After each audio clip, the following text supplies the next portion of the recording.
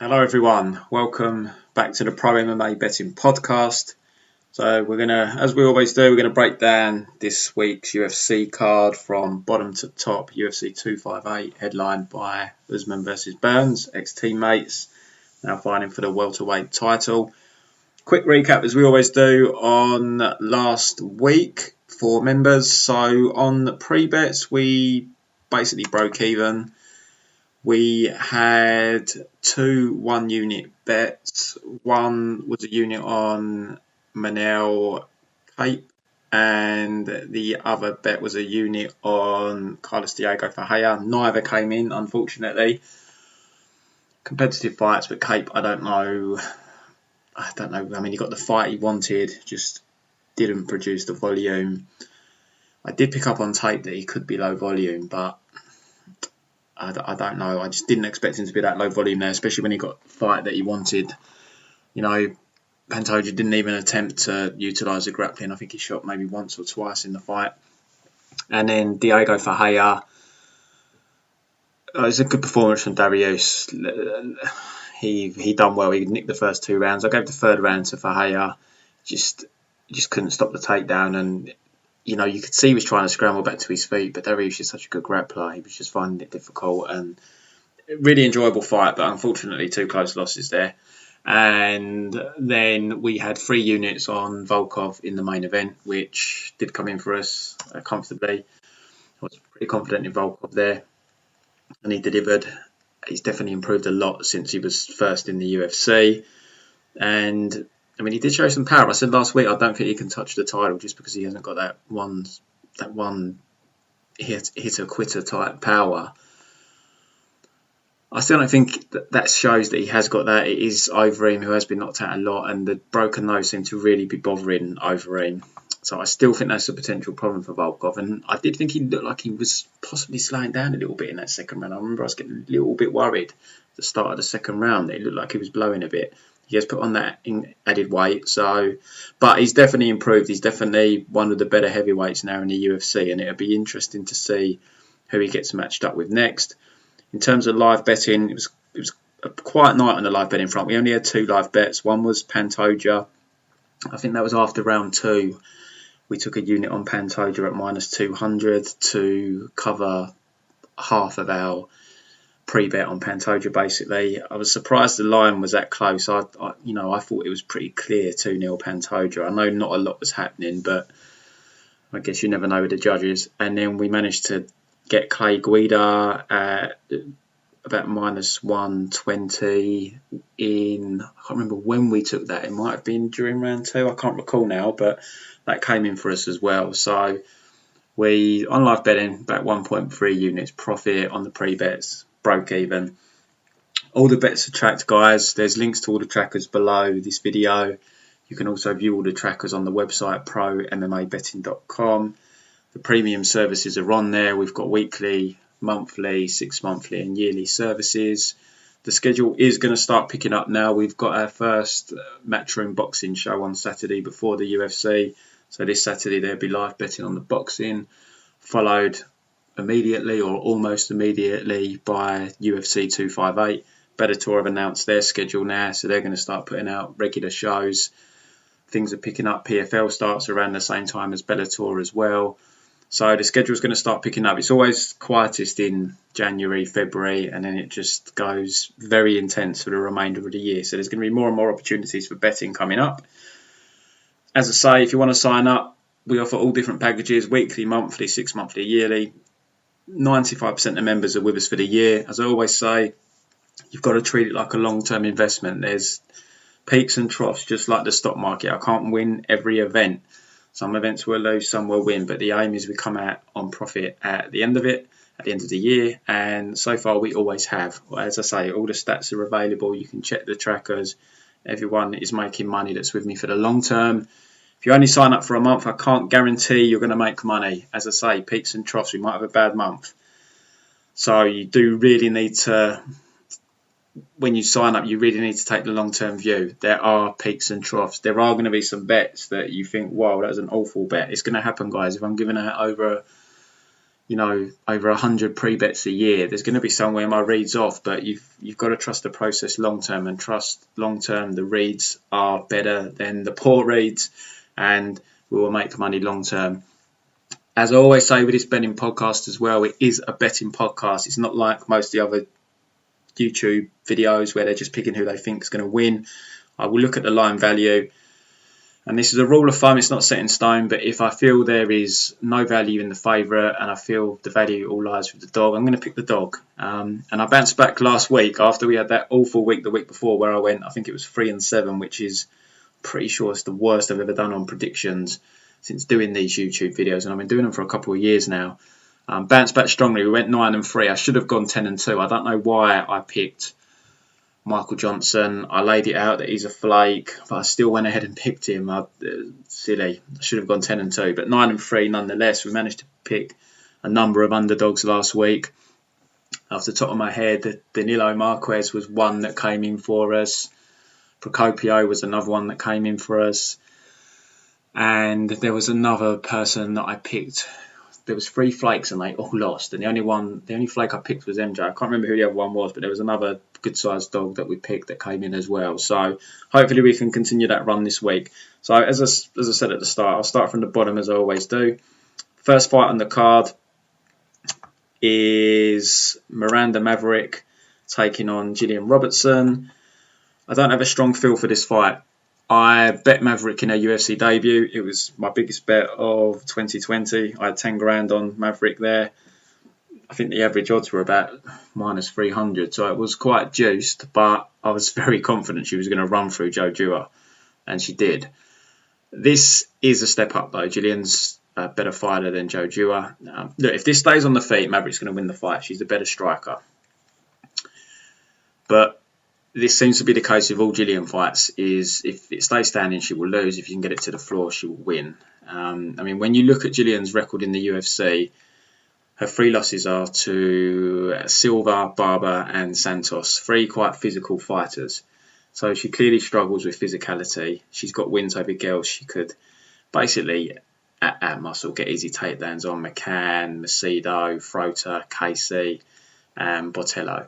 She's very good on top. If she gets you down, there's a good chance she's either going to submit you or she will keep you down for the whole of the round, or long enough at least to bag the round with the judges. Miranda Maverick's takedown defence is, I don't feel like I've got a solid read on it. It's definitely improving. I did watch her first fight with Deanna Bennett. Now, I've done tape on this a while ago, guys, so bear with me if some of the details are slightly off. But Deanna Bennett in their first fight did get takedowns on her. When they had the rematch, I don't think she got one takedown. But Bennett was still getting close with takedowns. She was getting in on the hips. I'm sure she was locking both hands together. But Maverick had showed a clear improvement because she was managing to break the grip. She was stopping her hips being hoisted out from under her. But Bennett was still in positions where it looked like she was going to get takedowns, but she just couldn't finish them. Against Pel Gonzalez, Pel did hit 2 takedowns. Now, I can't remember what type of takedowns they were because I've done the tape ages ago. But I know Pel hit a couple of takedowns on her, so she can still be taken down. And all Gillian needs potentially is 1 takedown if she can get a submission, or 2 takedowns to win a decision. Because as I say, if she gets her down, it is hard to get up. Now, Maverick does look physical. She's very well built for the division. She's pretty muscular. So she's only 23, so she might still be growing into her strength. It's a tough one for me to call because she will win if she keeps it standing. But as I say, 1 takedown from Julian, that's probably the round gone. And she may only need 2 takedowns to win this fight. So this is a tough one for me. But the problem with Julian is she doesn't seem to be improving.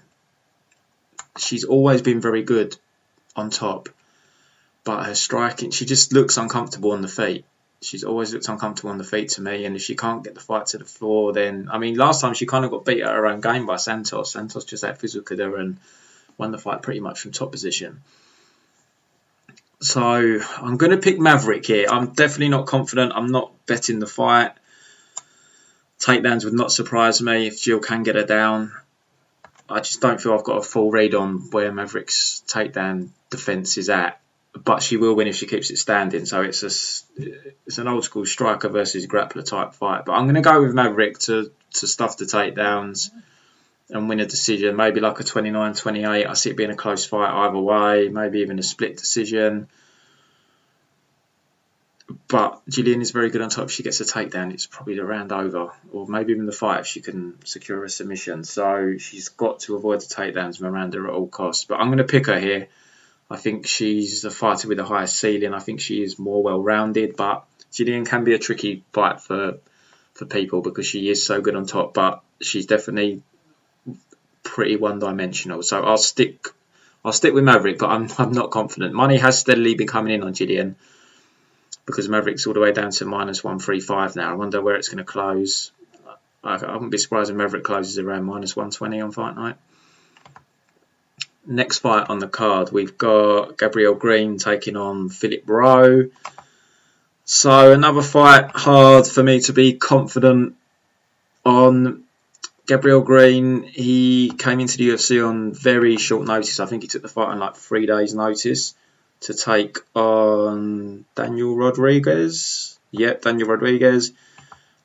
He lost a clear decision. What he did show was he showed good cardio for me. He showed that he's a bit of a pain in the ass to fight in terms of he's one of those guys that's just going to be in your face the whole time. If you don't like pressure and you can't push him back, you're not going to enjoy fighting him. And he showed toughness as well. And it was also his first fight in, I think it was a couple of years. Let me just double check that. Yeah, it's basically his first fight in a couple of years. So this time he's had notice, he's had a proper camp. So he should look better here, in theory. Philip Rowe, like Gabriel, well, not like Gabriel, because Gabriel has fought recently, but Philip Rowe hasn't fought for 18 months. So, like Green was coming back from a 2-year layoff, Rowe's coming back from an 18-month layoff. He won on the Contender Series against Leon Shabazian, got a stoppage in the 3rd round. Just to let you guys know, if you don't know, Gabriel Green fought Leon as well. Green got a round 1 knockout win. Rowe got a round 3 knockout win after struggling early. He got hurt, had to come through some adversity. He's a long guy, one of them guys with a long frame. He likes to fight long, which he's going to try and do here. But Green, I just think Green's style is just bad for him. Green's definitely going to be in his face. But it's hard to know how Rowe's going to look. He might look better here. But, it's been 18 months, as I say. And, he's the cleaner fighter technically. But Green's just a dog, man. He's going to be in your face. And I'm not surprised he's been bet. He was the underdog at one point, but he's been bet up to about minus 130 now. I think when I done tape, it was a pick'em, and I said if Green went to underdog, I'd be tempted. But the line's gone the other way, and yeah, he's between minus 130 and minus 140 now, so it's not overly appealing for me. I don't think either have really. Let me just double check scorecards. Yeah, Rowe's never won a decision. Only one fight's been to a decision, and he lost that decision. It was almost 6 years ago. And Green, let me just check. Remember as well, we're in the small cage here, so that's going to favour Green. Green's never won a decision either. So they both like to finish fights, and he's lost one decision, like Philip Rowe. So I think he's been in with better people, though. He did fight Jaden Turner. He got knocked out very quickly, but he's fought Jaden Turner. He fought Richard Leroy, who gave Jaden Turner a really tough fight. I did watch that one here as well, and it was an entertaining fight, a bit of a brawl. Green looked better in his UFC debut than he did in the Leroy fight, but Leroy's, he's a tough, tricky guy. Like I said, he gave Jaden Turner. I can't remember. I think he actually beat Jaden Turner. Got dropped a few times, but he came back and won. So yeah, I'm going to go with Green here. I'm not in love with the line. Now that he's been bet up, like I said, I would have taken him if he'd gone dog, but it never happened. I wouldn't be surprised if either guy won, but I just think the pressure and power from Green will probably get to Rowe. I wonder if he might even try and grapple.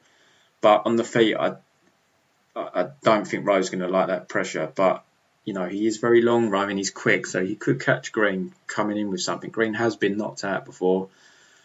Although he showed a very solid chin against Rodriguez, he has been stopped, I think, twice by punches, but kind of back at the start of his career in his 4th and 5th fight. So he's not, his chin isn't granite, is what I'm trying to say. But I'll go green. It's going to be entertaining. I'm not highly confident on that one either. It's another one that I haven't even thought about betting. Ricky Simone, Brian Kelleher, last fight on the Fight Pass prelims. I had Ricky last month in a double when he fought the Italian guy, kind of easy money, those types of fights with Ricky Simone. This is a bit different. I mean, I don't love the odds here. I got Ricky about minus 280, I think, against the Italian, and he's a similar price here against Kelleher, I think. Let me just double check that. Yeah, he's like anywhere from minus 240 to minus 275. So, it doesn't make any sense. Brian Kelleher's a lot better than the guy that he fought the other month. And I wonder how Simone approaches this fight, because he has very good takedowns, but Kelleher has a very good guillotine. It makes people hesitant. Like you saw Cody Stamen just didn't go for takedowns against him. I mean, he was winning the stand-up Cody, but normally takedowns is something that he mixes into his game, but he didn't risk it against Brian.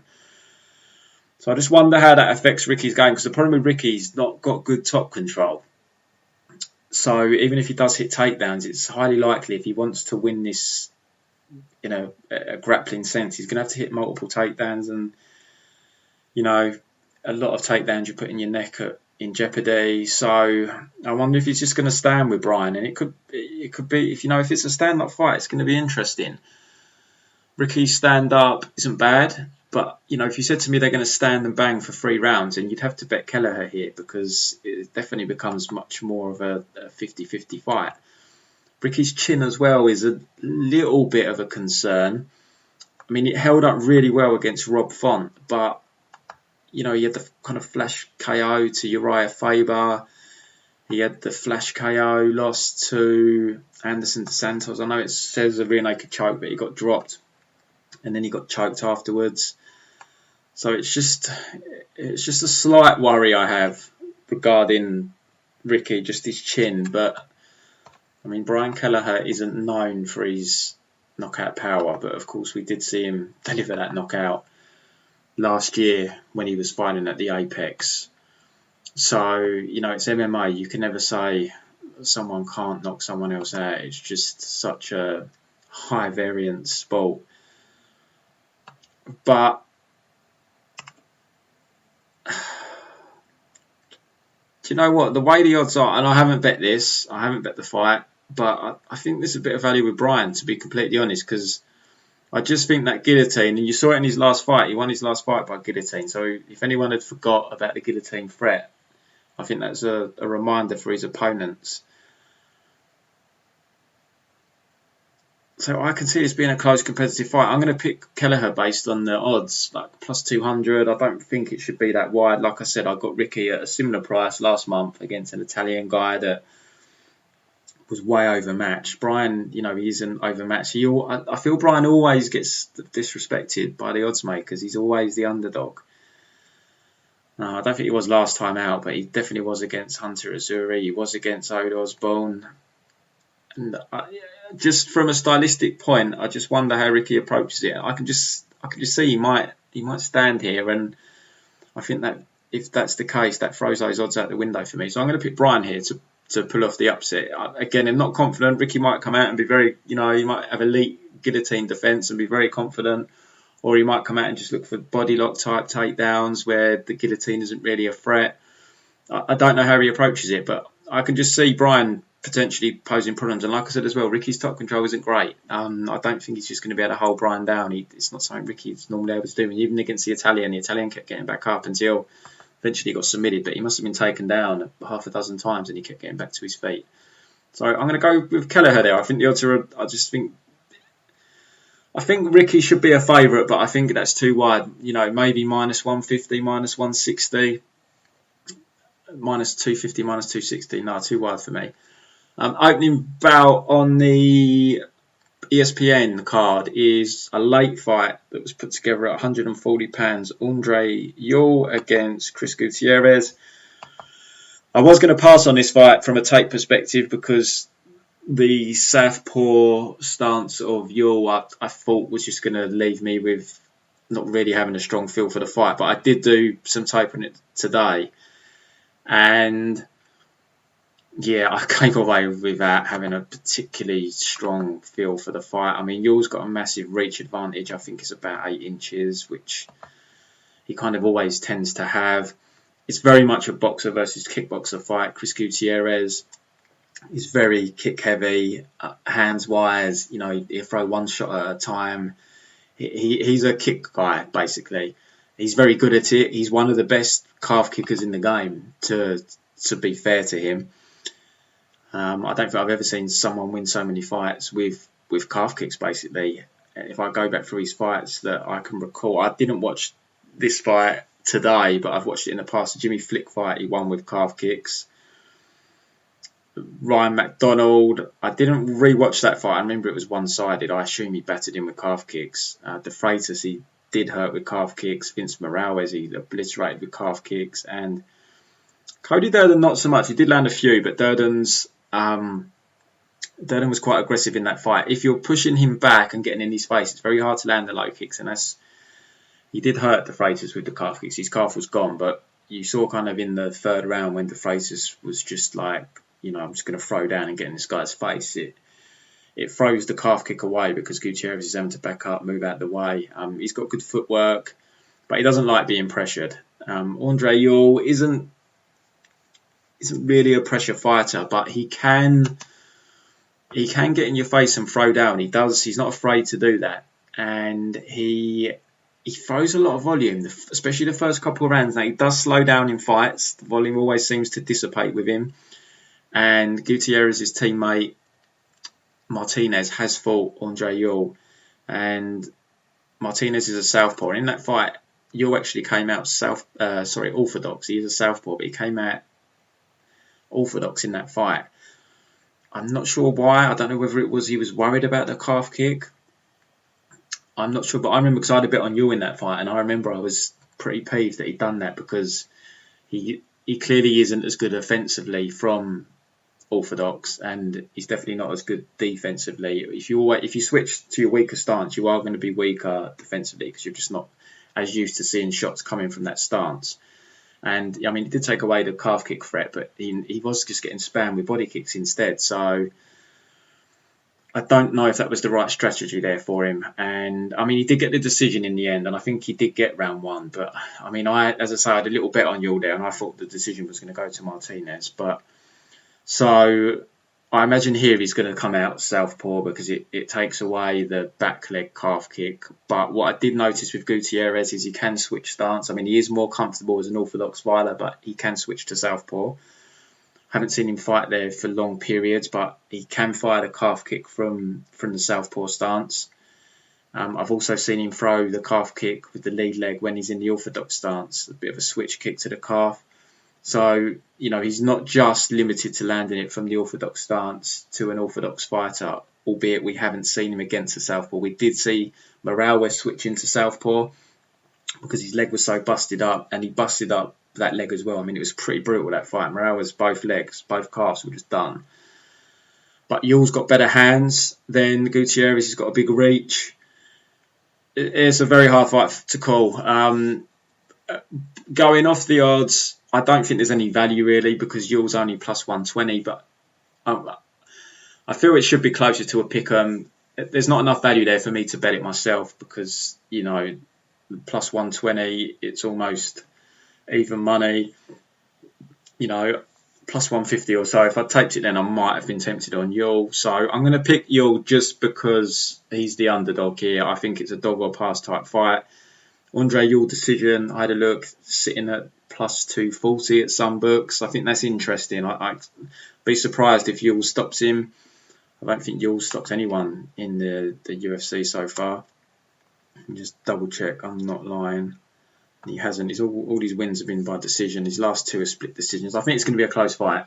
It's going to be a close fight. It's probably going to go to a decision. Plus 240 on the underdog is probably the smart play value-wise, in my opinion. If Gutierrez can't get his kicks going, he's going to get boxed up by Yul. But as I say, Gutierrez's kicks are very, very efficient. But he's facing a southpaw here. I haven't seen him against a southpaw, so a hard fight to read. But I'm going to pick Yul. Just he's the underdog, and Yul decision. I think that holds some value. Next fight on the card: Polyana, Viana, and Mallory Martin.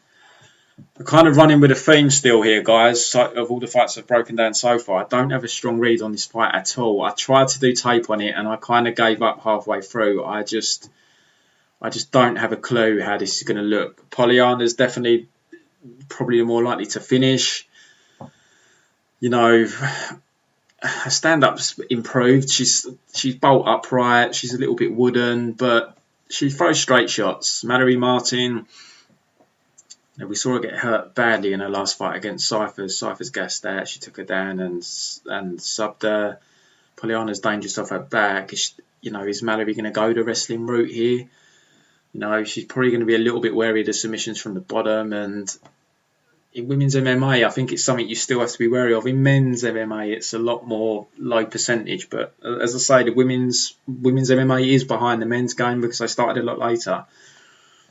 And this is a low-level fight. As I always say, guys, I'm gonna pick the underdog in low-level women's MMA unless I've got a very strong feel, and I don't here. So just because she is the underdog, I'm gonna pick Polyana Viana. She's like plus 130, but I'm not betting it. It's not wide enough for me to bet on a fight that I don't have a strong opinion on at all. I really don't know what's going to happen here. So I'll pick Viana just because she's the dog, but don't bet her because I've said so. I do not have a clue how this fight plays out. At least the other fights, even though I'm not confident in them, I kind of have a feel for how they might look. But this one, I don't, no idea. Next fight, we've got men's welterweight division. We've got Belal Muhammad taking on Dhiego Lima. This has Belal decision all over it for me. He's a decision machine. It's a shame he hasn't got more power, Belal, because he's a very solid fighter. He's got very good stand-up. He's got decent wrestling, decent top control, great cardio. He's got a good chin. But his inability to finish fights is always going to hold him back. And I spoke about this last week with Volkov. I don't know if there was another fight I spoke about it as well, but definitely Volkov. I said he's not really a one hitter quitter type, and at heavyweight you just can't be going late into fights all the time because you're going to get clipped. And as I said last week, we saw that in the Derek Lewis fight. And Belal is just another one who's always winning decisions. I know he got the late submission over Sato, but every other fight is a decision win, and it is an issue. We stopped Augusto and Montano, but that was round 3. So even like his 2 wins in the UFC inside the distance against, not the best opponents, they're round 3 wins. And then you go before his UFC debut, Steve Carl, round 4. He's just not a finisher, but he is a very good fighter. He's very good technically. He's well-rounded. But that is going to be a problem for him. I don't think it's going to be a problem here against Dhiego Lima. Lima's not the most dangerous fighter out there. I think he's improved a little bit maybe from his first UFC run. Well, I say his first UFC run. This is still... he's definitely improved since his first UFC run. He's on his second UFC run now, which actually dates back to July 2017. In nearly 4 years, and he's only had this will be his 6th fight. So he's been a bit more active than I thought. But we've not seen him for over a year. October 2019. I haven't taken this fight just because Belal was minus 400, and it was just, people are probably parlaying Belal, and if that's your thing, that's your thing. The reason I'm not comfortable parlaying Belal at minus 400 is just because, as I said, his inability to finish. You're probably betting on him winning a decision, and if I'm going to pay juice on someone, I like to have in my back pocket a high chance that they can finish the fight either with a submission or a knockout, or ideally both, and win a decision. Here it's, I know Diego's a little bit chinny. I don't think Belal's going to knock him out. I'd be surprised. It's a 3-round fight, so it's not like an attritional fight where he might wear him down. I just don't see it. It's probably another decision, and you're laying minus 400 on someone to win a decision. I don't like it. You're basically saying someone's going to win 80% of the time, or is it 75% of the time? And he's pretty much going to win a decision every time they fight. So I just feel you're just pushing your luck a little bit. But I do think Belal wins. I am going to pick him. I think he can win this on the feet, but I think he will mix it up. I think he'll mix some takedowns in. But it could be more competitive than the line suggests. I don't think he's going to go out and completely run through Lima, and that is Belal. That's a type of fight Belal will give you, just because he's not a finisher, he's not a big hitter. He doesn't go out and blow people away, so you run the danger of it becoming a close fight, especially if he can't get his takedowns going. And the Millender fight he got the takedowns going in the end, but I think he lost round 1.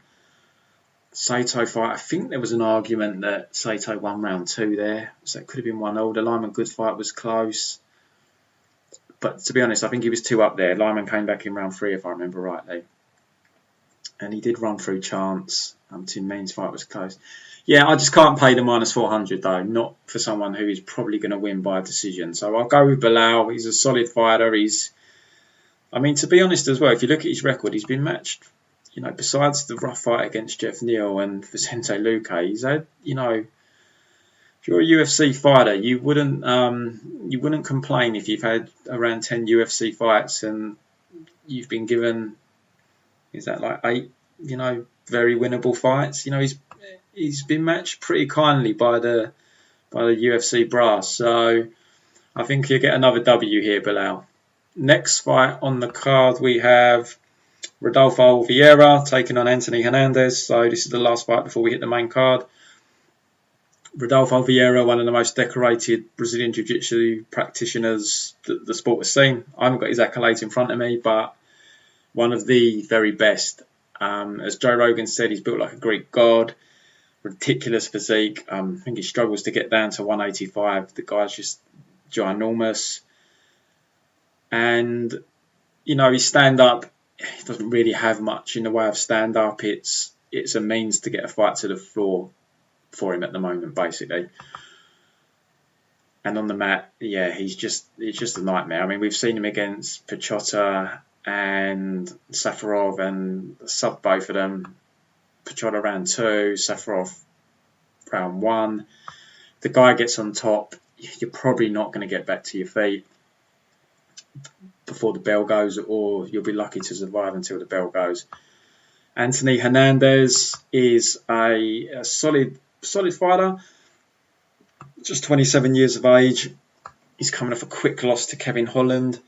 Before that, he just kind of wore down Jun Yong Park and got a submission in round 2. Before that, he lost to Marcus Perez, back and full fight, but he got hurt to the body against Kevin Holland as well. So it's clearly a bit of a weakness for him, but I don't expect Viera to take advantage of that.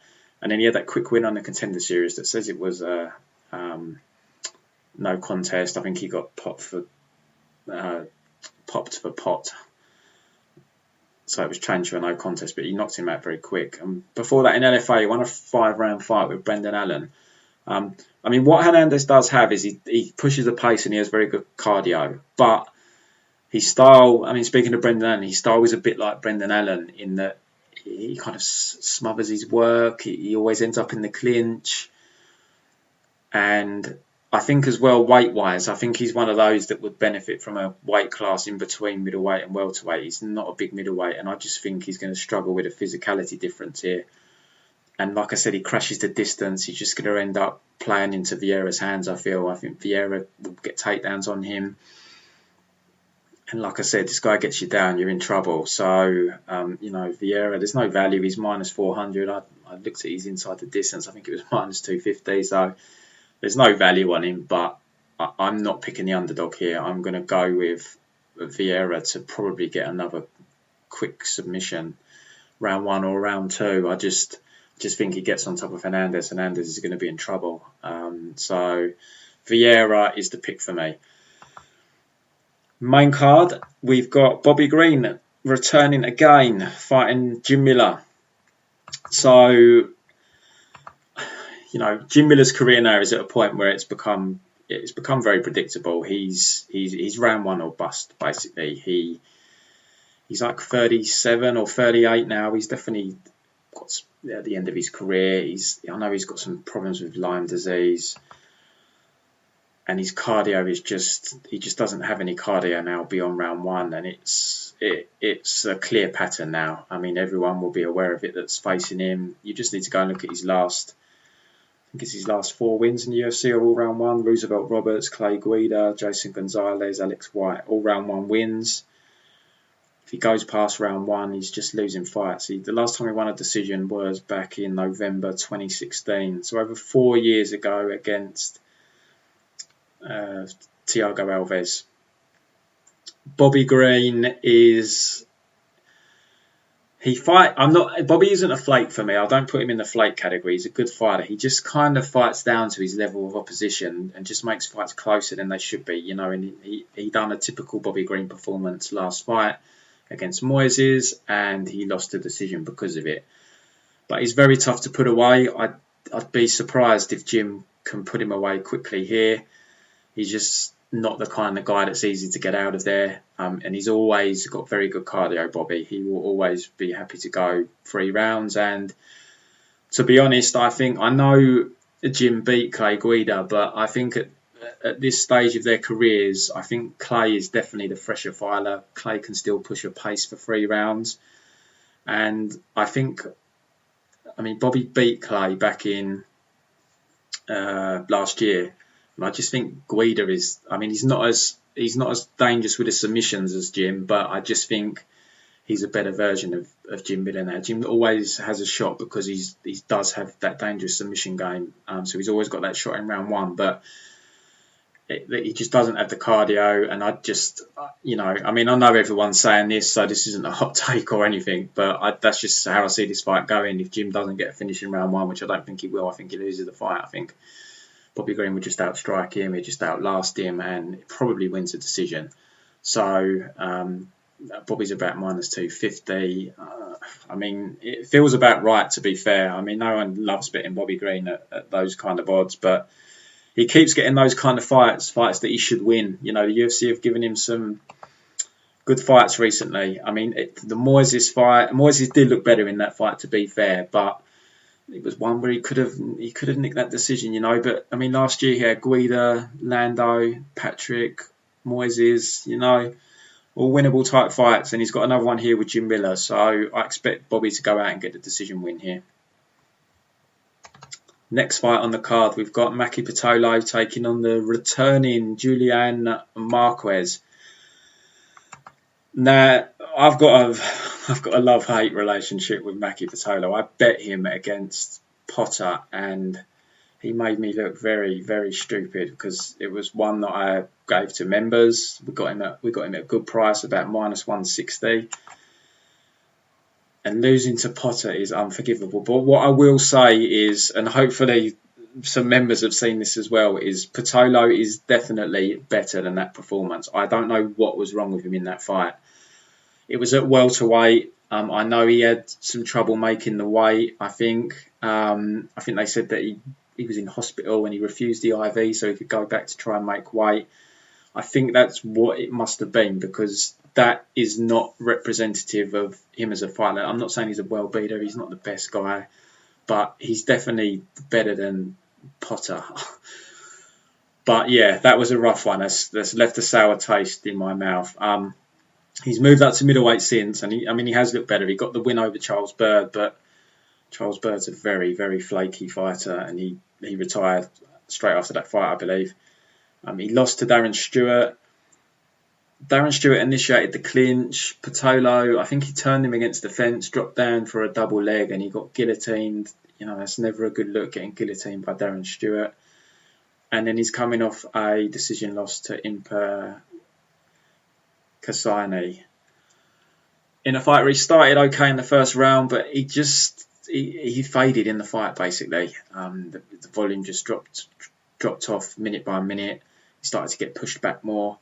and just the volume was coming from Impa. He was landing the bigger shots, and he was just having more success as the fight wore on.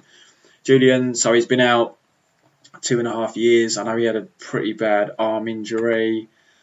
I can't remember what else he had going on. He's changed some things up though. He used to train in Vegas. I think he was at Extreme Couture or Syndicate.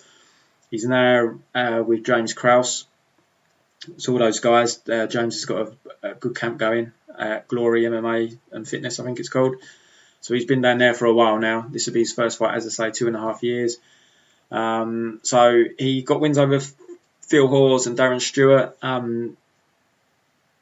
Both very, very high-paced fights. Phil Hawes, there was a lot of scrambling, a lot of wrestling. Phil Hawes was wrestling a lot in that fight.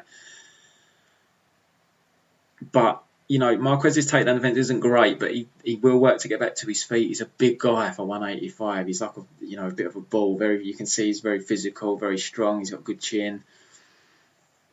And Darren Stewart went that route as well, tried wrestling, and it just tired them both out. Hawes and Stewart just slowed down. Now, Marquez did slow down as well, but what he did show in both fights is he's not the kind of guy that's just going to get tired and quit. He's going to keep fighting.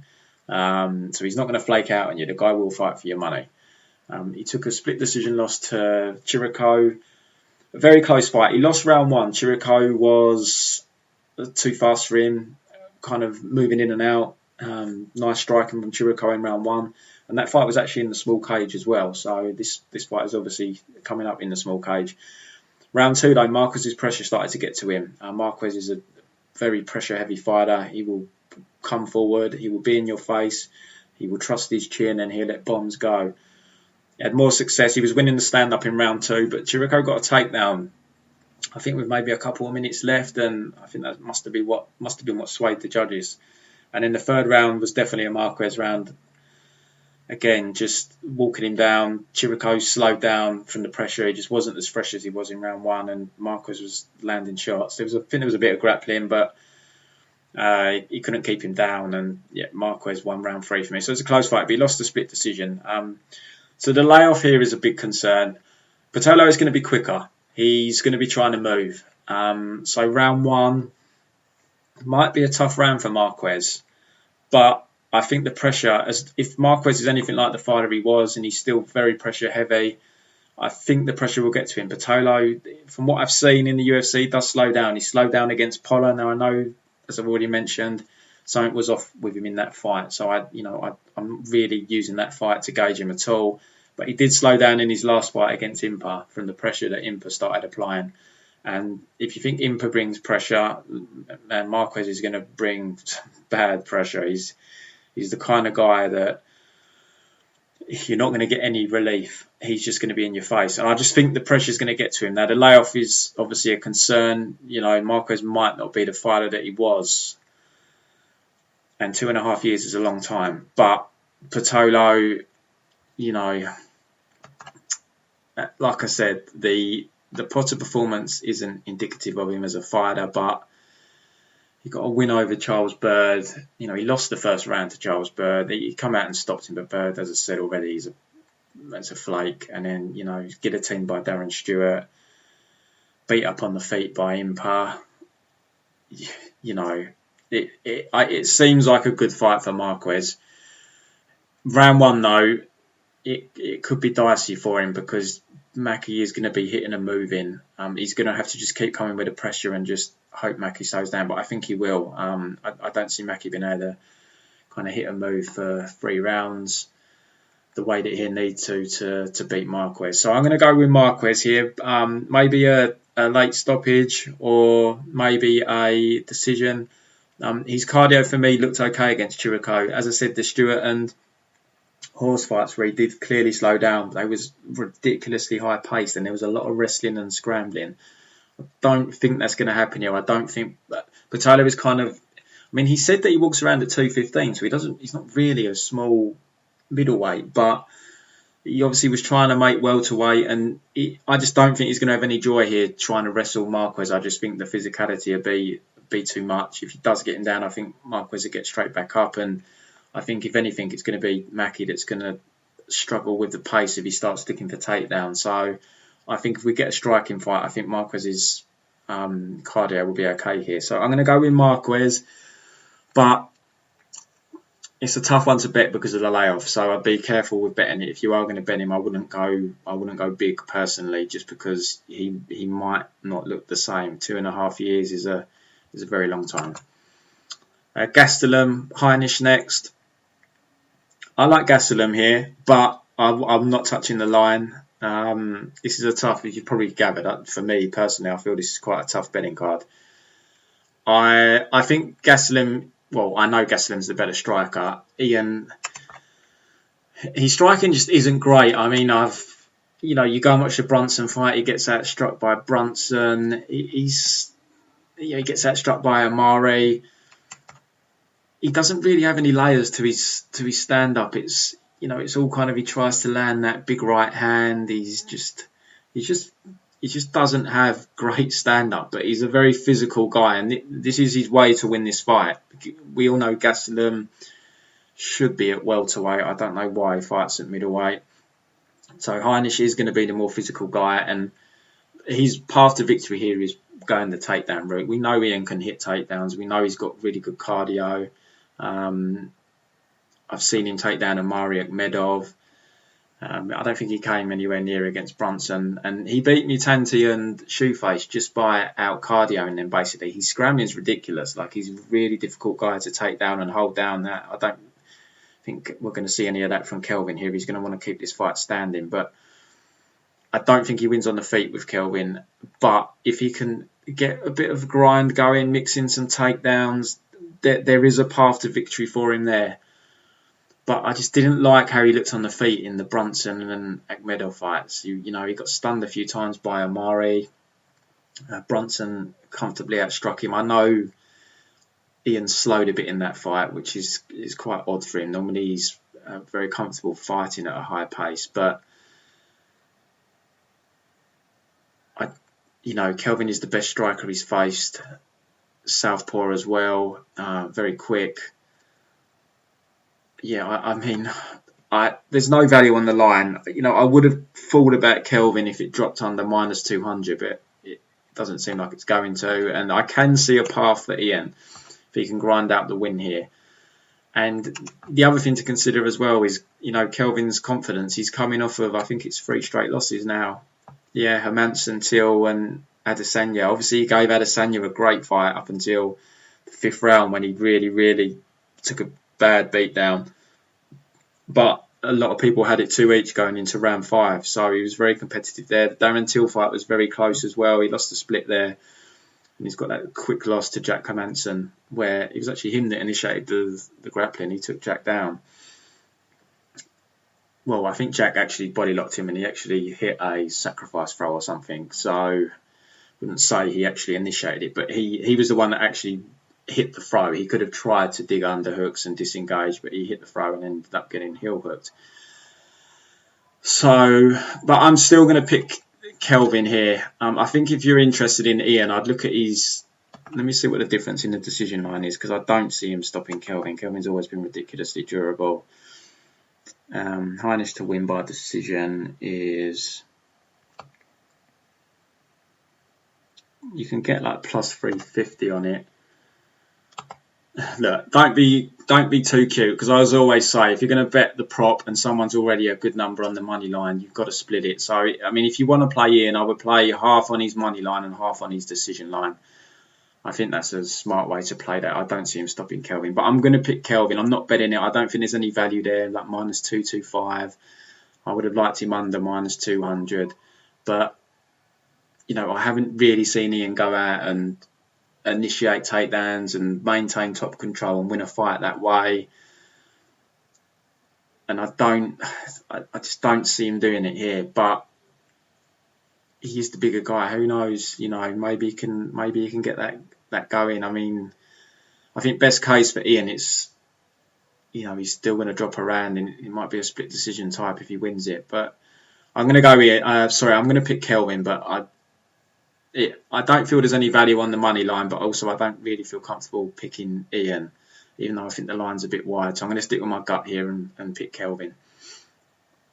Next fight, we've got co-main event, Alexa Grasso taking on Maycee Barber.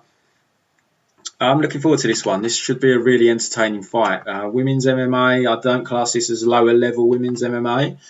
So as we all know, lower level women's MMA, unless I feel very strongly, I will pick the underdog. That's not the case here. I think this is a higher level fight. Maycee Barber is coming back from a year's layoff, I believe. Let's double check. A year, just over a year. She tore her ACL against Roxanne Modafferi. I had a little scroll through her Instagram. She was out for a while. I believe it was June she went back to training. So she was out for about 5 months before she could return to training.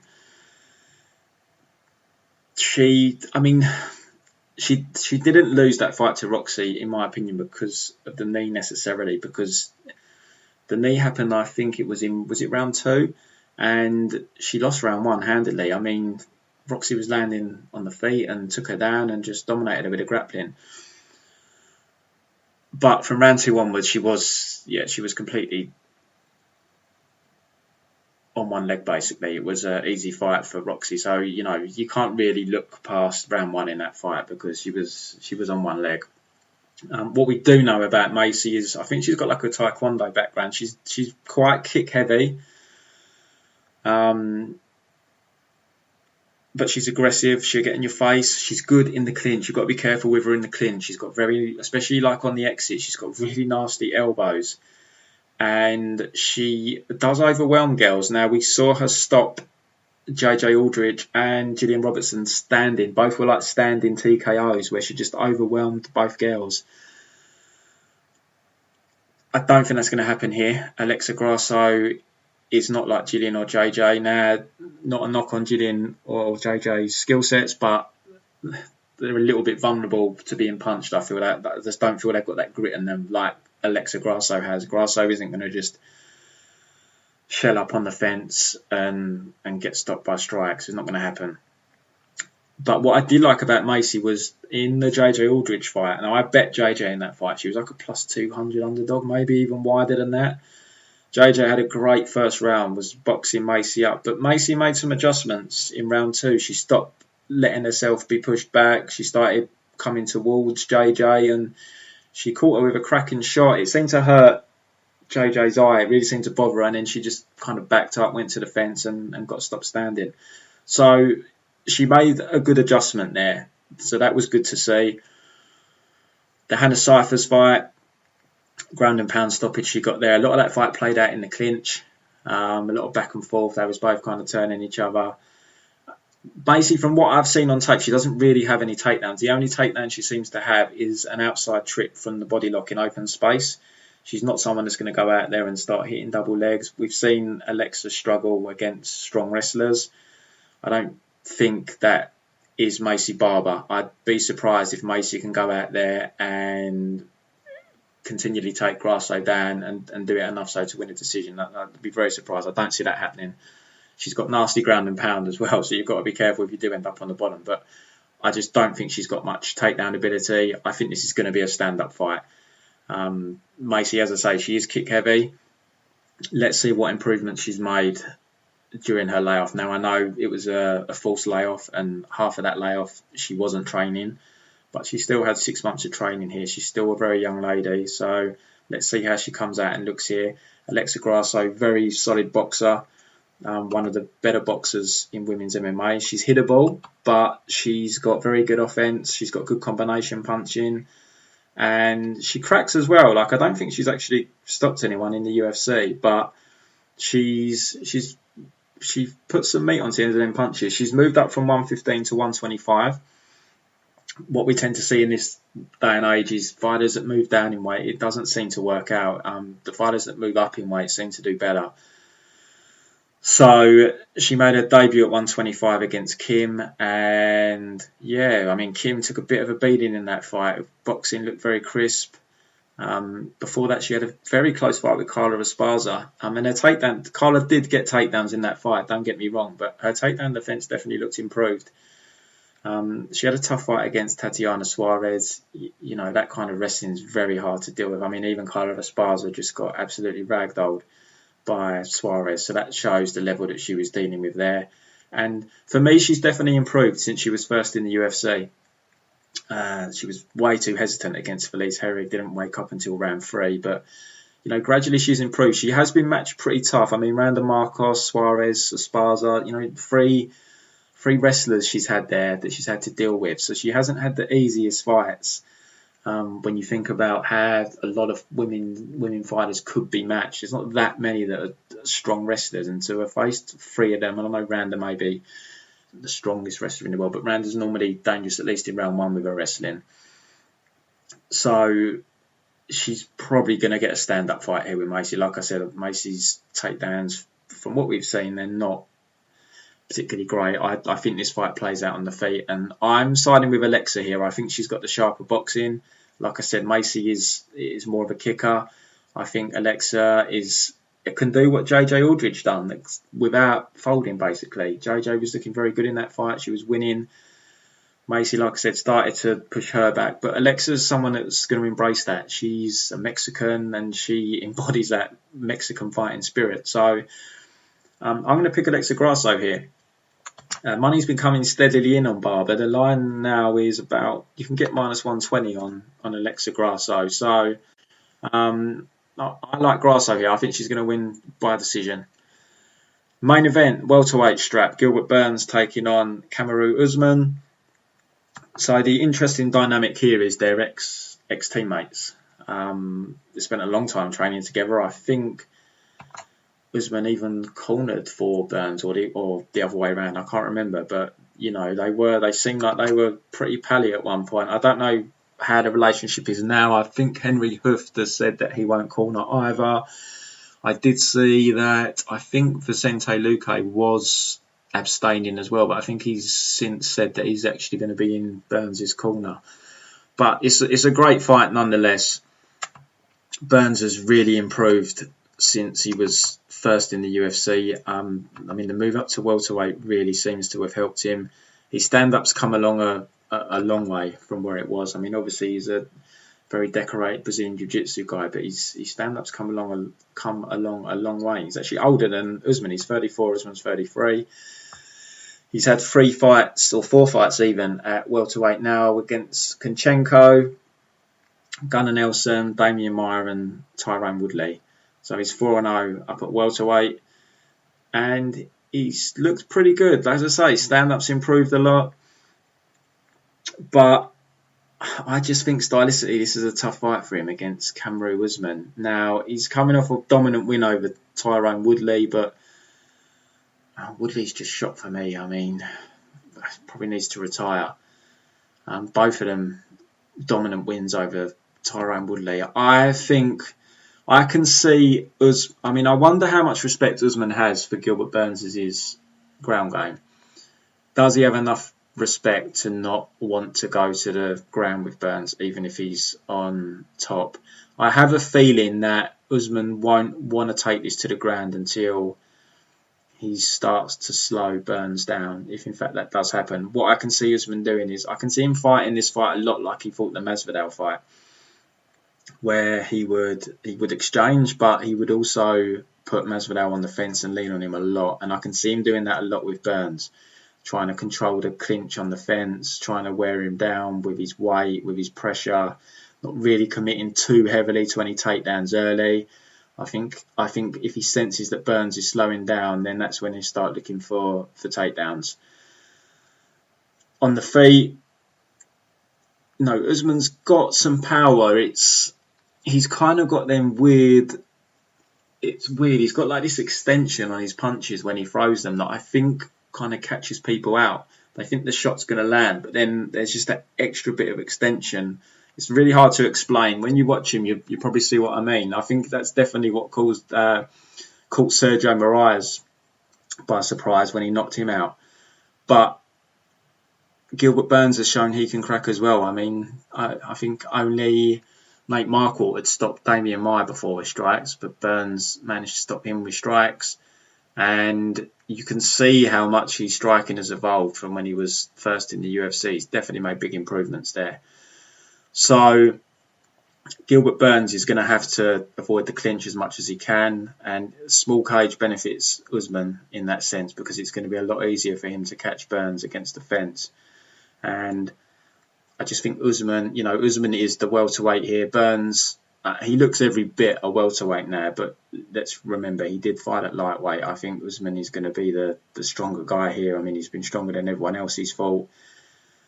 I just think he's going to wear Burns down. It might be a close fight early.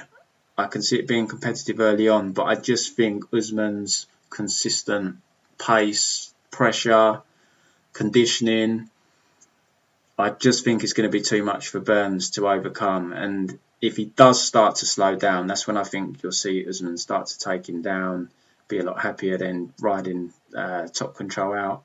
But I do think it goes probably to a decision. I mean, there's probably going to be some exchanges. They're a little bit nervy if you're on the over, but I do think it goes to a decision. So,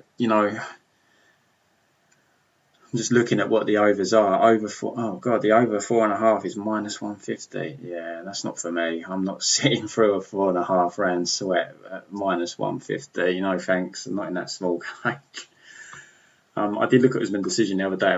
It was rubbish. It was like might as well be +100. Let's see what it is now. Usman by decision, yeah, even money. It's not really appealing. I mean, when you think back to the Masvidal fight where we got, was it +200 on decision? Like craziness, but unfortunately that's not happened here. So, the money, people are probably parlaying Usman up. I can't blame them. He's the champ. He's unbeaten.